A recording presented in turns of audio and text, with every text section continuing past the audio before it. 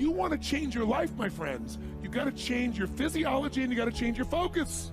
When you're trying to get wealthy, you want to go all in and it not be a bet. You need to know the space so well that you're like, I know for sure this is going to work. You can't have a standard education and expect to have an extraordinary life. It's not going to happen.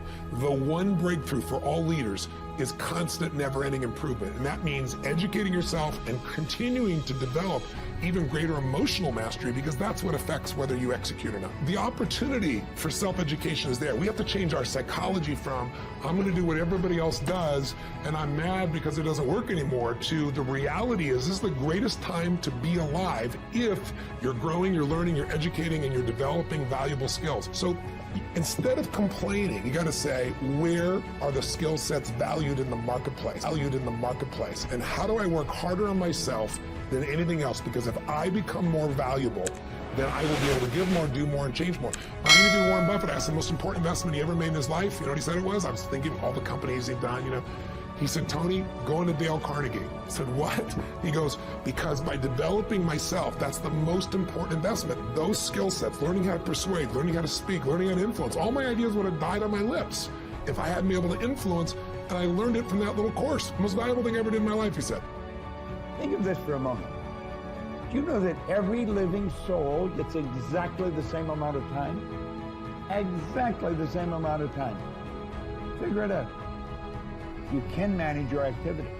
Make certain that what you're doing really makes a difference. Make certain that you're spending your time on activities that are productive, that are taking you in the direction of your goal.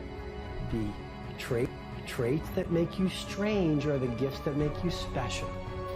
It's the very things that make you different that make you authentic. And if you don't fit in, I just want to share with you, I've never fit in. And the very nature of anyone who's living a visionary life. So look, you want to get your work ethic so high that people actually admire you. I'm going to ask you a question right now. Do people know you because of your unbelievable work ethic? If you can't answer yes to that, man, you're not going to get in that top 10%. You got to get at the top. People have to know you, not because, oh, he's a good salesman. Oh, he's a good this. Oh, he's an artist. Oh, he's a good pianist. Oh, he writes a great, story. No, dude, people need to know you for one major thing first. He works.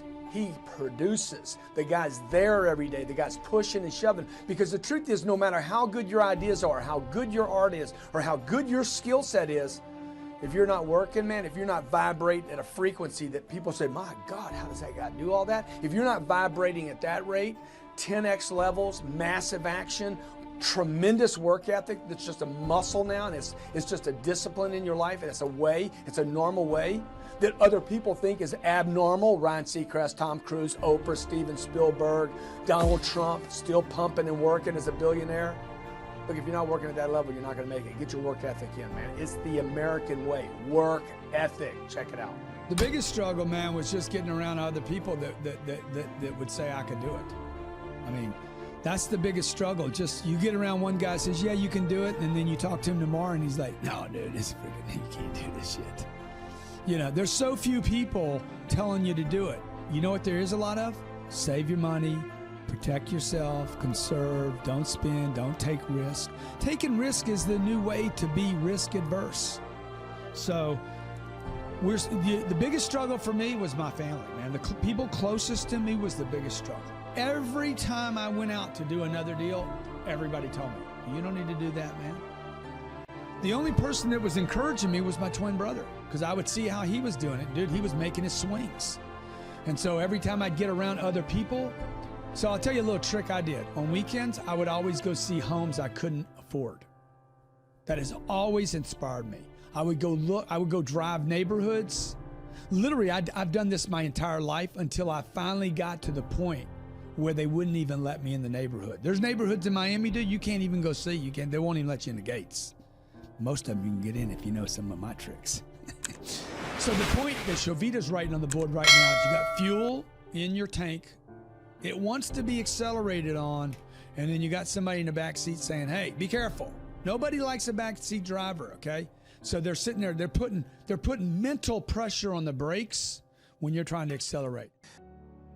There's something inside of us that wants to make things better. We want to be better as people. We want to become more, do more, share more, create more, give more. But, you know, it's not quite what really works for us, because we want all these things we think are going to make us happy. We want to grow and contribute. But then what happens is everybody wants a great body, but nobody wants to work out, right? You know, what you got to understand is that progress equals happiness. If you know what you want and you can make consistent progress, you're going to get there. You're going to get to where you really want to be, where that sense of passion, aliveness, the results you want really do occur. Step one, remember, a compelling vision. What do you truly want? What excites you? It needs to be specific and measurable, and most importantly, it's got to get your energy going.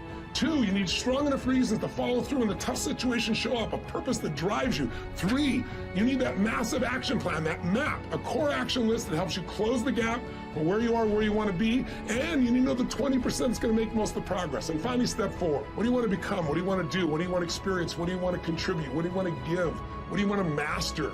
So what do you want this year to be about? What do you really desire most? What do you want to contribute this year? What's going to be your map? And what are the rituals that are going to make it real? Please, for your benefit, don't just watch this video. Do something right at the end to get you some initial momentum. If you take action today, you can get anything changed, but you got to do it while you're in state. And I'm saying that if you know anybody that had some goal, some dream, something they wanted to do, and they did it, then I'm saying that you know in your heart that if someone has done it, then you can do it. It's possible. And that if someone can make their dream become a reality, that it's possible that you can make your dream become reality. And so as you begin to look at where you want to go, beginning to embrace that, it's possible. I'm blessed and highly favored. I've got a lot going for me. I got some good stuff in me. And it's possible that I can bring my greatness out here in the universe. That I can do what I want to do. It's possible I can write my own book. I can have my own business. I can take the trip and travel around the world. It's possible. Around the world. It's possible. I can bounce back from adversity and reinvent my life. It's possible. Regardless of where I am, the things can get better for me. It's possible. I'm thinking about 2 men right here in Chicago who were fairly successful, similar background, educated. They worked for a corporation for many years, and they were among many people that were laid off. 2 guys who were very good friends. One went out looking for a job for several weeks along with the other one, and they faced disappointment and rejection again and again and again. They couldn't find any work, which is the story of many people across this country. One guy stopped. He became discouraged. He stopped going. He stayed home looking at television, became very argumentative and toxic with his wife, drinking negative unemployed friends, and he just gave up. The other guy kept looking for a job everywhere he could go. Every time he could get an opportunity, kept asking people, networking, checking the newspapers every day. Kept going everywhere he could, trying to find a job. You have too much education. You're overqualified. You won't be here long enough. He kept going. He kept going. He went to a place and said, look here, I tell you what, if you can't hire me, and I know you can use my talents, abilities, and skills, I don't want to sit home and do nothing. Just let me do some volunteer work. You don't have to give me anything, all right? I just want to work. I want to be busy. Guy said, okay, it's on you now, but don't expect me to give you anything. It's okay. This guy came in and worked. He was the first one there. The last one to leave was the best employee there. About 4 weeks later, one of the top managers quit. Managers quit. They were looking for a replacement. Guess who they selected? This other guy. This guy who was volunteering his time. He got the job. What was the difference between the 2 men? Eyesight and mindsight. Eyesight is judging on what you see. Judging according to appearances.